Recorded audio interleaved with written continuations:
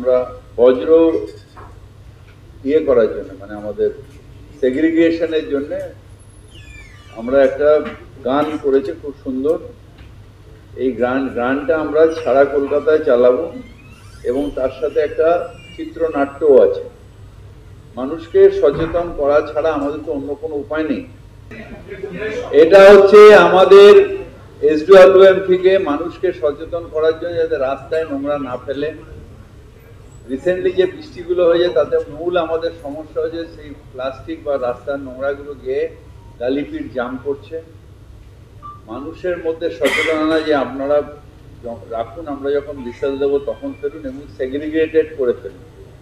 আমাদের সেগ্রিগেশনের জন্য আমাদের যে ধাপায় যে প্লান্ট, সেটাও ফুলদমে চালানো যায় না, কারণ আমার ওখান থেকে সেগ্রিগেশন করে প্লান্ট চালাতে প্রচণ্ড ঝামেলা হচ্ছে। কারণ আমরা ড্রাই ওয়েস্ট আলাদা করবো, ড্রাই ওয়েস্ট থেকে আবার তুলে নিয়ে RDF আলাদা হবে, আর এটা আমাদের জৈব সার বা প্রসেসিংয়ে চলে যাবে। এইটা করা যাচ্ছে না, কারণ ওর ভেতরেও প্লাস্টিক, ওর ভেতরেও কাগজ, কাঁচ, এগুলো সব চলে আসছে। আর যে ওয়ার্কাররা এগুলো করে তাদের হাত ফাতও কেটে যাচ্ছে মাঝে মধ্যে। আমরা সচেতনতা যেটা করছি সেটা আরো বেশি করে যাতে সেগ্রিগেটেড ওয়েস্ট হয়, বায়োডিগ্রেডেবল ওয়েস্ট মানে ডিগ্রেডেবল মানে বায়োডিগ্রেডেবল ওয়েস্ট, এবং যাতে ড্রাই ওয়েস্টটাকে আলাদা করা যায়। যাতে আমাদের যে প্ল্যান সেটা হচ্ছে যে এটাকে আলাদা করে পুরো কলকাতাটাকে পরিষ্কার করা। এবং NGT এর অর্ডার আছে, জানেন যে 3 বছরের মধ্যে আমাদের ধাপায় আর ওই পাহাড় করা যাবে না, আমাদের সব প্রসেস করে ওয়েস্ট বার করে দিতে হবে। যেরকম আমার একটা খুব দুঃখ যে এত হাজার বার করে আমি পুলিশকেও বলেছি, বিভিন্ন সংস্থাকে বলেছি, অন্যান্য মিউনিসিপ্যালিটিকেও বলেছি যে আপনারা এই যে RDF মানে ইয়ে ওয়েস্ট কি বলেন, CND ওয়েস্ট মানে কনস্ট্রাকশন ওয়েস্ট, যেটা সেইটা নিয়ে গিয়ে সবাই ল্যান্ড ফিলিং করছে, পুকুর করে দিয়েছে, নাহলে ওই ওয়েটল্যান্ড করে দিয়েছে। এইটা আমরা যে সচেতন হয়ে যে কাউকে তুলতে দেবো না, কর্পোরেশনই তুলবে, তাহলে আমাদের অত বড় CND প্ল্যান্টটা বেরোচ্ছে, সেই প্ল্যান্টে খালি যাচ্ছে, অথচ সব আমাদের ওয়েটল্যান্ড ভর্তি হচ্ছে। এইটা দুটো সংবাদপত্র আমার নামে গালাগালি দিতে পারে, কিন্তু মানুষের সমস্যা তো মিটবে না। সমস্যাটা সচেতন হলে মিটবে এবং সবার সহযোগিতা পেলে মিটবে।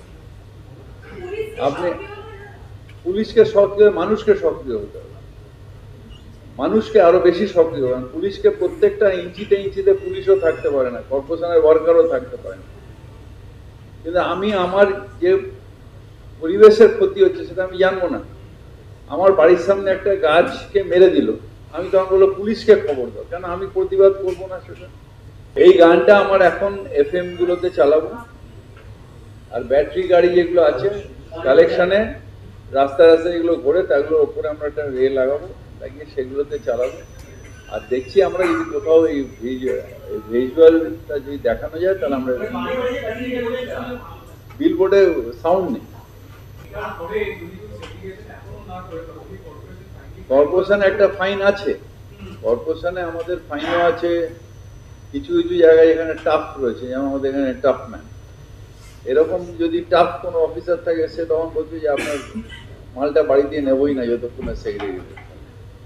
কিন্তু সবাই তো সেটা করতে পারে না, এসে ফেলছে।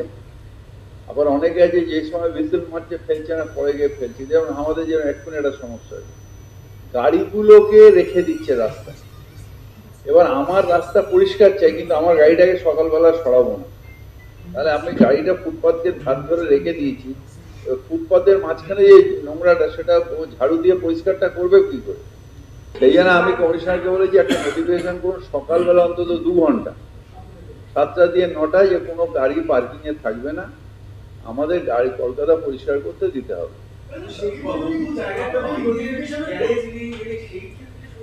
নিয়ে যার গ্যারেজ নেই, দেখুন যেরকম ধরুন আমাদের অনেকগুলো জায়গায় পার্কিং ফেসিলিটি আছে, আমি আমার চেতলার কথা বলি, 1000 বার বলি, পাশেই আমাদের আছে সম্পন্ন আছে। আমি করেছি থাকাকালীন 1000 টাকা করে মাসে নাইট পার্কিং, 1000 টাকা মাসে, যে কোনো গ্যারেজের সেই টাকা নেই, দেওয়া যাবে না, রেখে দেবে গাড়ি।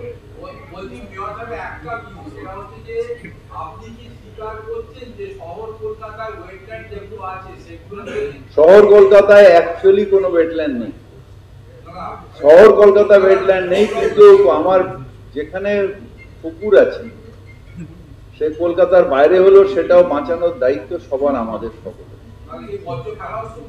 বজ্র যেখানে যেখানে ফেলা চুরি হচ্ছে না তো বলতে পারবো না, তাহলে রোজ কোর্টে লোকে যাচ্ছে কেন? সুতরাং বজ্র নিশ্চয়ই যেগুলো নিচ্ছে সেগুলো কোথায় ফেলছে? লো ল্যান্ডে ফেলতে পারে, ওয়েটল্যান্ডে ফেলতে পারে, পুকুরে ফেলতে পারে। কিন্তু এই বজ্রটা যদি আমাদের দিয়ে দেয়, আমাদের যে সিএনডি আছে প্রত্যেকটা বড়োতে আমাদের গাড়ি আছে এগুলোকে তোলার জন্য, এটা শুধু আমি একাই করি। বড় নাইনে যেখানে ঘুরে আই পাটা পাটা গাড়ি পাটা এখানে পড়ে আছে ওখানে পড়ে আছে। এটা কাউন্সিলরদেরও বলবো যে আপনারাও এগুলো বড় এডিকে দিয়ে যাই এখানে পড়ে আছে। কি হয়, আমরা যদি সকালে না পড়ি, ভোরবেলার দিকে পুরনো লরি আসে, সেই লরি করে তুলে নেয়, তুলে নিয়ে সেটা চুপ করে চলে যাবে, গিয়ে কোথাও না কোথাও ওটাকে ফেলে দেবে। হতে পারে না, আমি বলছি না সব জায়গায় ওয়েটল্যান্ড আছে, হয়তো লো ল্যান্ডও আছে, সেটাকেও ভর্তি করছে। আমরা চেষ্টা করছি, উনি আইনটা দেখে নেবেন যে নোটিফিকেশন কমিশনার করতে পারে কিনা, যে 7টা দিয়ে 8টা পার্কিং গুলো না করলে আমরা 7টা দিয়ে 9টা অবধি, তাহলে আমরা কলকাতার যে রাস্তাঘাটগুলো সেগুলো সুইপিং করতে পারবো। আর গাড়ি যদি ফুটপাতের ধারে লাগিয়ে দেয় তাহলে তো আমরা সুইপিং করতে পারবো, তবে পারছি না। এবার থানাতেও গাড়ি পড়ে থাকে, এরকম গাড়ি আছে যেটা 6 মাস ধরে কেউ তোলেনি, সেই গাড়ি পড়ে আছে। আমি ওনাকে বলেছি পুলিশ কমিশনারকে লিখতে যে এইসব গাড়িগুলো একটা থানার এলাকায় এরকম কত গাড়ি আছে, তারা আননোটিসড কেন পড়ে আছে, সেগুলোকে হয় তুলে নিয়ে এখন একটা কল্যাণীর ধারে হয়েছে, কি বলে ওটাকে, স্ক্র্যাপিং এর জন্য একটা হয়েছে ক্রাসার। যদি বাপ মাহীন কোনো গাড়ি থাকে তাহলে সেটাকে ক্রাসারে দিয়ে দিন, যে তাদের কোনো মালিকানা নেই, কিছু নেই, ফেলে দিয়ে চলে গেছে। আমি সেটাই বলছি পুলিশকে, যে আমরা যতগুলো গাড়ি আছে সব থানায় যদি আমরা আইডেন্টিফাই করতে পারি যে আমাদের মালিকলেস গাড়ি, যে গাড়িটা চলছে না, পড়ে আছে দিনের পর দিন, সেই গাড়িগুলো কত আছে, রাত্রিবেলায় কোন কোন গাড়ি পার্কিং করে এবং কেন করে, তার গ্যারেজ নেই, নিশ্চয়ই একটা গ্যারেজের ঠিকানা দিলে তারপরে তো রেজিস্ট্রেশন পাওয়া যায়, তাহলে সেটা কেন হচ্ছে না? যদি না হয় অনেক গ্যারেজ ফেসিলিটি আছে, একটু হয় দূরে যেতে হবে, সেখানে তো গাড়িটা রেখে দিয়ে এসো। যদি আমার গ্যারেজ না থাকে, আমি গাড়ি কিনেছি, কোনো অন্যায় না, তাহলে সেটা তুমি রেখে দিয়েছো, কিংবা যেখানে গ্যারেজের অ্যাড্রেস দিয়েছো সেখানে রাখো।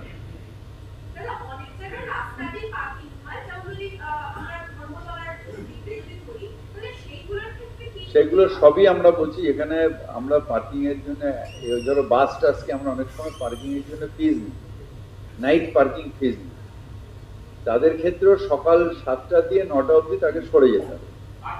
এই সকাল 7টা দিয়ে 9টা, যে সময়টা ওনারা সুইপিং করেন রাস্তা, তাহলে কি হচ্ছে, ওই রাস্তার ধারে নোংরাটা রয়েছে, এবার ধরো মাঝখানে রাস্তায় বাসটা চলে গেছে, সুইপার তো সারাক্ষণ রইলো না, তা দেখা যায় যে নোংরা পড়ে রয়েছে, ওই গালিপিটটা জাম হয়ে রয়েছে, গালিপিটে ওই এটা দিয়ে ওই চ্যানেল স্টোন দিয়ে গিয়ে একটু বৃষ্টি হলো, গালিপিটটাকে জাম করে দিল, ওই জায়গাটা পুরো জল জমে যায়।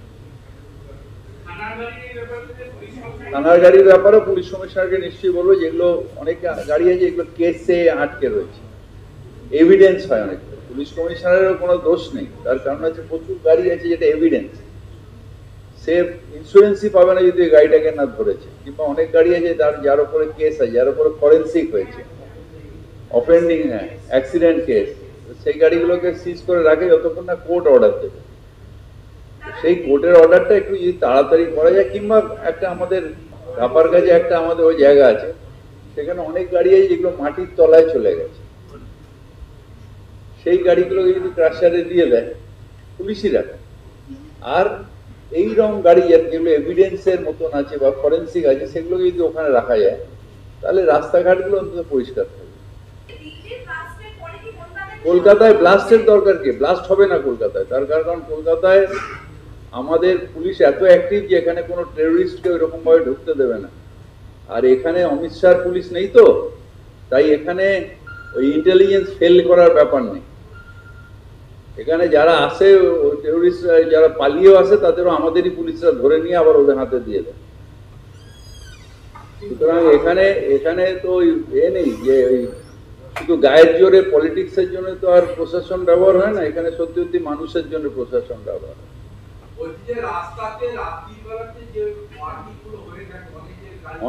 অনেকের আছে যে আমাদের অনেকের আছে নাইট পার্কিং আছে, অনেকে ফিস দিয়ে রাখে, অনেকে আছেন এমনি রাখেন।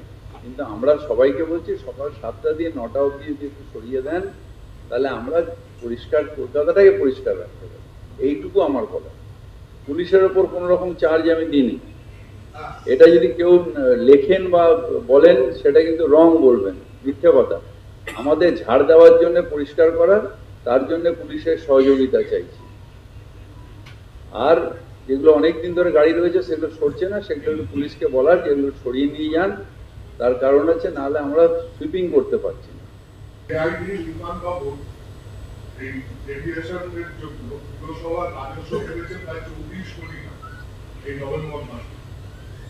এরপরে এটা আরো বাড়ার সম্ভাবনা আছে এই বছরে। এই টাকাটা যে আসছে এবং নির্মাণ করতে যে ব্যবস্থা নিয়েছে, এই টাকাটা কিভাবে খরচ রেভিনিউ ফান্ডে চলে যাবে। পৌরসভার যে খরচা সে রেভিনিউ ফান্ডে যাবে, এটা আলাদা কোনো তো অ্যাকাউন্ট নেই। তো বিল্ডিং ডিপার্টমেন্টে যেরকম স্যাংশন ফিজ আছে, ফাইন ফিজ আছে, সবই এক জায়গায় যায় রেভিনিউতে। জায়গা তো একটাই, সেটা হলো ট্রেজারি।